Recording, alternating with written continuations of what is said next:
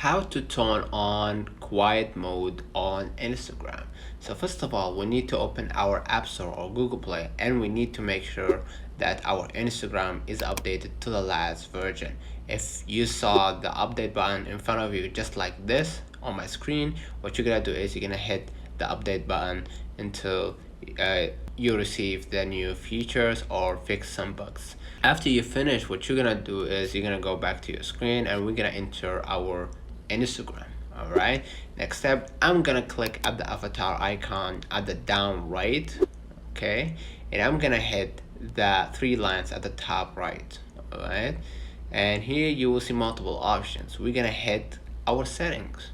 All right, and here you will see the search button. I'm gonna save you the trouble of searching or whatever. I'm gonna just go ahead to my search bar and just hit one simple letter, which is Q. Okay, and here you will see quiet mode, frequently asked question, and all that. So I'm gonna hit the quiet mode right here. Now as you can see, is toggled off, and what you're gonna do is obviously toggle it on. Okay, and here you will see the start time and end time. You can control that any time frame that you find suitable for you. So I'm gonna just leave it at that. From 12 a.m. to 6 a.m. The quiet mode is on.